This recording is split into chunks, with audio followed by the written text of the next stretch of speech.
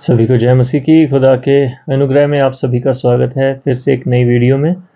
और हम बात कर रहे हैं नई व्यवस्था के लिए, जिससे प्रभु परमेश्वर हमें स्वर्ग के लिए तैयार करना चाहते हैं, ताकि हम इस धरती पर रहते हुए उनके वचनों पर चलें, उनकी आज्ञाओं को मानें और अपने जीवन को उनकी आज्ञाओं और शिक्षाओं के मुताबिक ढालें, ताकि हम परमेश्वर की संतान ठहरें। और आज का वचन इसी पर है। तो मैं आपका के सामने कलाम पढ़ने जा रहा हूँ। मत्ती बुजुर्ग की किताब है, जिसमें से हम 5वें अध्याय में चल रहे हैं और 43 नंबर आयत से लेकर मैं आपके लिए 48 तक पढ़ूंगा। ये काफ़ी सारी आयतें हैं, शायद वीडियो थोड़ी लंबी हो जाए, तो धैर्य बनाकर अंत तक सुनिएगा। ओके, तो मैं आपके लिए कलाम पढ़ता हूँ। तुम सुन चुके हो कि कहा गया था। देखिए, हर शिक्षा के साथ प्रभु परमेश्वर ये बात को दोबारा ठहरा रहे हैं, जो हमने पिछली वीडियो में भी बात करी कि हम पुरानी व्यवस्था से छूट चुके हैं और हम नई व्यवस्था जो लहू की वाचा से मिली है, हमें परमेश्वर की कुर्बानी से मिली है और परमेश्वर के मुख से सबके लिए डायरेक्ट मिली है, हम उसके अधीन हैं। कोई भी आपका दरवाज़ा खटखटाता है और आपको कहता है कि ये पुराने नियम में ऐसा लिखा है कि आप ऐसे कपड़े नहीं पहन सकते, पुराने नियम में ये लिखा है कि ये कर सकते हैं, वो कर सकते हैं, ऐसा नहीं है, वैसा नहीं है, वैसा नहीं है, तो आप उन्हें ये पढ़ा सकते हैं कि हम नई वाचा में।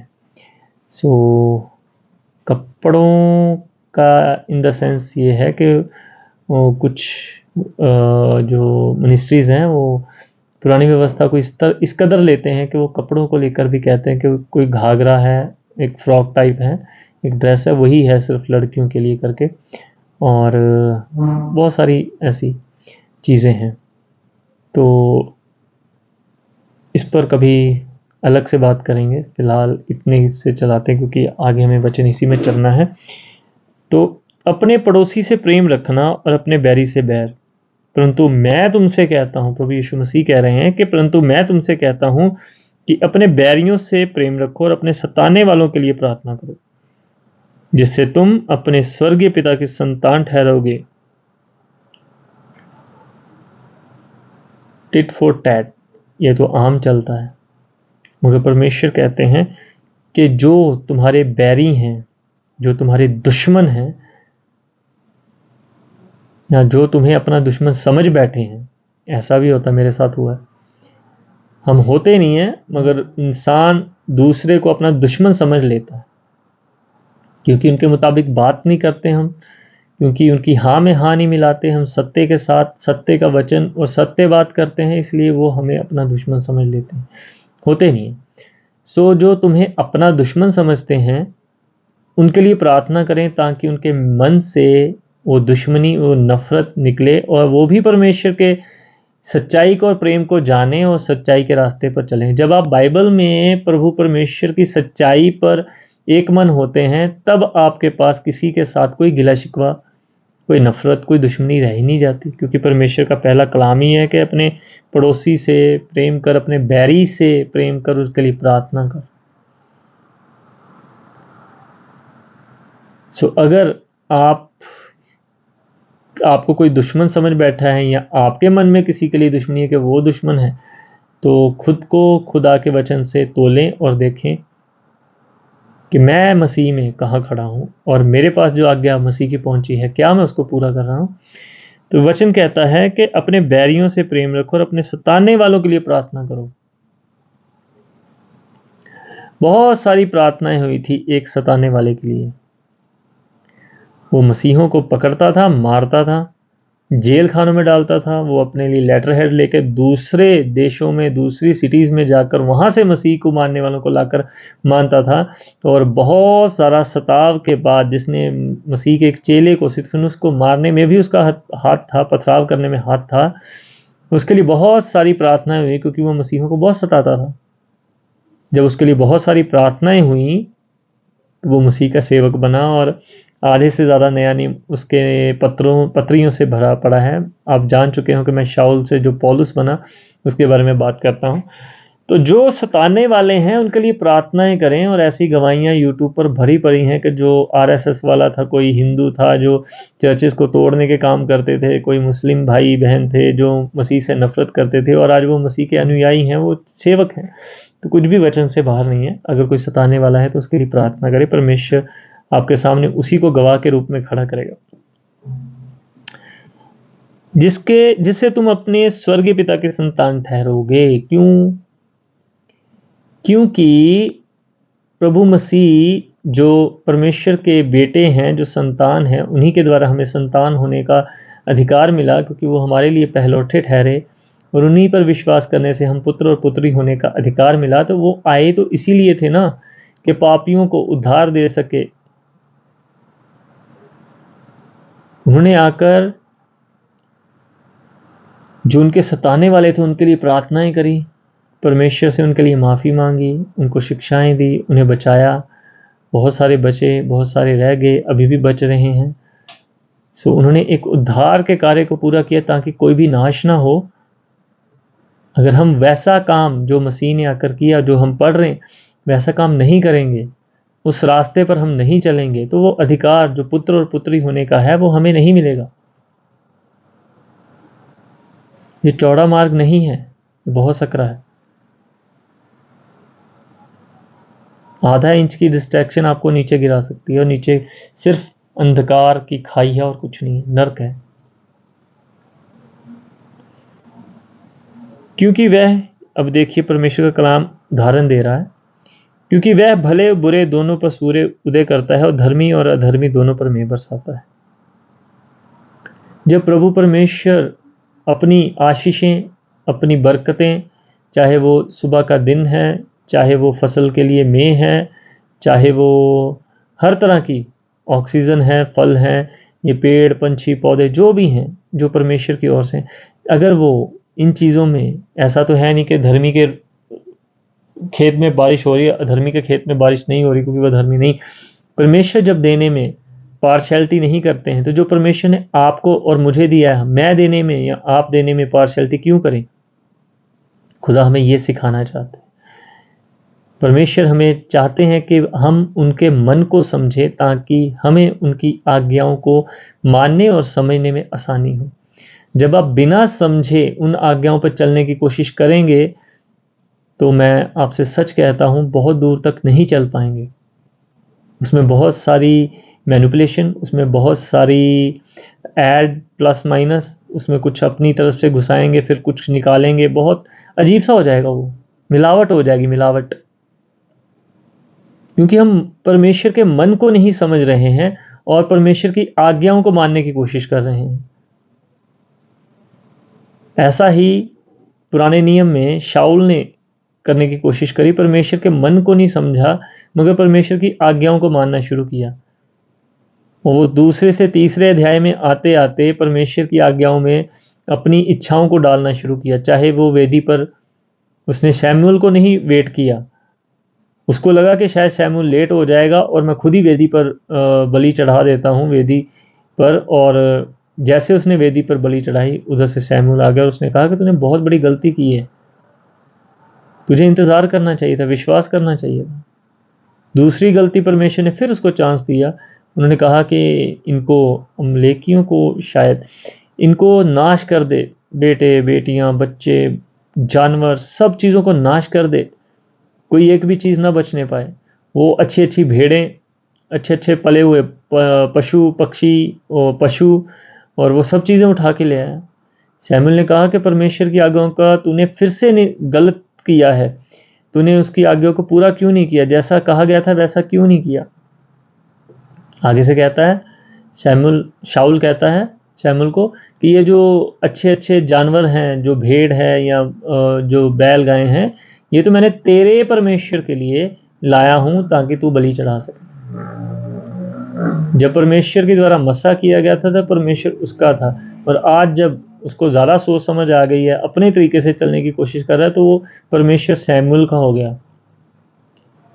आज के जीवन में भी ऐसे ही होता है। जब हम परमेश्वर की उनके मन को नहीं समझते हैं और उनकी आज्ञाओं को मानने की कोशिश करते हैं, तो अक्सर ये होता है कि हम अपनी बातों को परमेश्वर की बातें कहकर मानते, प्रैक्टिस करते और दूसरों को भी यही सिखाते हैं। आज ऐसा बहुत हो रहा है, मगर वो परमेश्वर की नहीं है, वो परमेश्वर की ओर से नहीं है, क्योंकि हम परमेश्वर के मन को नहीं समझे। हमने उसकी सिर्फ आज्ञाएं ली और एक ऐसे रिश्ते में चले गए जिस रिश्ते में आप परमेश्वर के साथ तो हैं मगर परमेश्वर के साथ नहीं।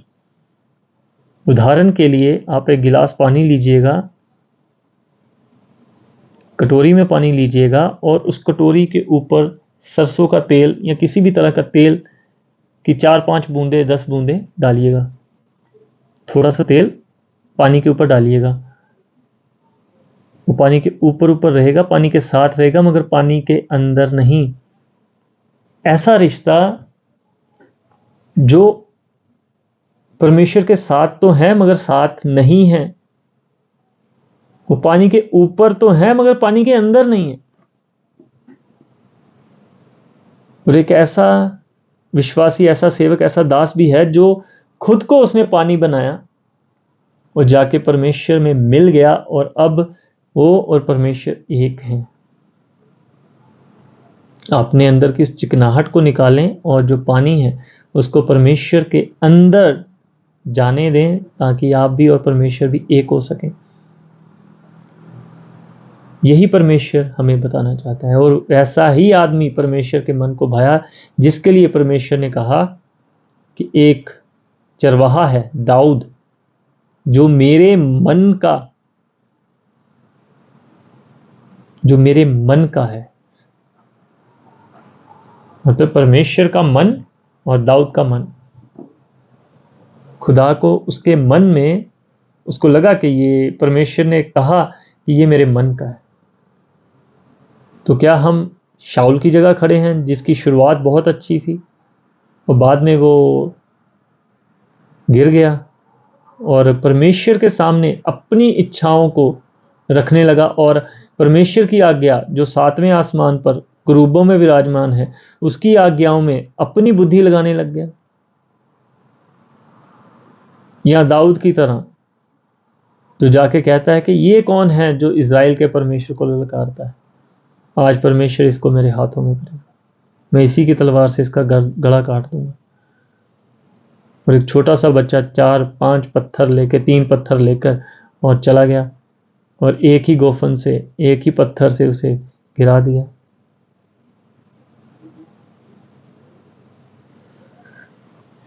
परमेश्वर के मन को समझने के लिए हमें इस कलाम को पढ़ना है और अपने आप को खाली करके जैसा वचन हमें सिखाता है हमें सीखना है, ना कि जैसा हम सीखना चाहते हैं वैसा वचन से सीखना है। ये बहुत बहुत बहुत खतरनाक मानसिकता है कि जैसा हम सीखना चाहते हैं हम वचन से वैसा सीखते हैं। हमें उस समर्पण में जाना है कि जैसा वचन हमें सिखाता है हमें वैसा सीखना और वैसा अपने आप को ढालना है, मतलब उसी वचन के मुताबिक अपने जीवन को चलाना है। तो देखिए आगे कारण लिखा है, क्योंकि यदि तुम अपने प्रेम रखने वालों से ही प्रेम रखो तो तुम्हारे लिए क्या फल। क्या महसूल लेने वाले ऐसा नहीं करते? ये तो फिर बिजनेस हो गया। और परमेश्वर ने हमारे साथ तो कोई बिजनेस नहीं किया, उन्होंने तो अपना इकलौता बेटा भी कुर्बान कर दिया ताकि मैं और आप बचाए जाएं। कुछ नहीं रखा, कुछ नहीं अपने पास रख छोड़ा, सब कुछ कुर्बान कर दिया। बेटे के जाने के बाद उन्होंने पवित्र आत्मा भी दान में कर दी, कुछ भी नहीं रखा अपने पास। और हम अगर इज्जत लेने वालों से इज्जत दें और जो नफरत करते हैं उनसे नफरत करें, तब तो बिजनेस हो गया। फिर प्यार कहाँ है? परमेश्वर का प्यार कहाँ है? हमें परमेश्वर के मन को समझना है जो कि खुदा के बेटे को यहाँ भेजने और हमें बचाने में, जब इस मानसिकता को, इस योजना को, इस महान कार्य को आप गहराई से जानेंगे, जितना आप इसको गहराई से जानेंगे आप मसीह में उतना ही बढ़ते जाएंगे और एक होते जाएंगे और परमेश्वर के मन में और उनके बातों को समझ पाएंगे। यदि तुम केवल अपने भाइयों ही को नमस्कार करो तो कौन सा बड़ा काम करते हो, क्या अन्य जातियां ऐसा नहीं करती? इसलिए चाहिए कि तुम सिद्ध बनो जैसा तुम्हारा स्वर्गीय पिता सिद्ध है। इन सब बातों को खत्म करना है, क्योंकि सृष्टि के समय इंसान और परमेश्वर था। जातियां, धर्म, ऊंच नीच, दुश्मन, दोस्त, ये सब हमारी दी हुई उपज है, परमेश्वर की नहीं। परमेश्वर ने तो सिर्फ प्रेम दिया था और हमें उसी प्रेम के द्वारा इस संसार में रहना है, ताकि प्रभु परमेश्वर की तरह, पिता की तरह हम भी सिद्ध बने, मसीह की तरह हम भी सिद्ध बने, ताकि हम भी उस परिवार का हिस्सा बने जो सातवें आसमान पर विराजमान है, जिसके सम्मुख स्वर्गदूत बिना रुके गाते हैं कि वही एक खुदा है, वही एक परमेश्वर है, वही अल्फा है, वही ओमेगा है, वही आदि है, वही अंत है। सो आज प्रेम और परमेश्वर की आज्ञाओं को हमने सीखा, और मैं विश्वास करता हूँ कि आज की वीडियो आपके लिए लाभदायक होगी और आप परमेश्वर में वचन को सीखते हुए अपने सोच को, अपने विचारों को, अपने निर्देश को, अपनी विज़न को बदलेंगे और खुदा में बढ़ेंगे और खुद को दूसरों में एक गवाह की तरह खड़ा करेंगे, और परमेश्वर का कलाम आपके फैसलों से, आपके जीवन के कामों से और आपके जीवन काल से झलकेगा, और परमेश्वर की महिमा इस संसार में आप ही के द्वारा होगी। और प्रभु आपको बहुत सारी सामर्थ दे। आप वचन को पढ़ते रहें, वचन में बढ़ते रहें। खुदा आपके साथ है। सभी को जय मसीह की।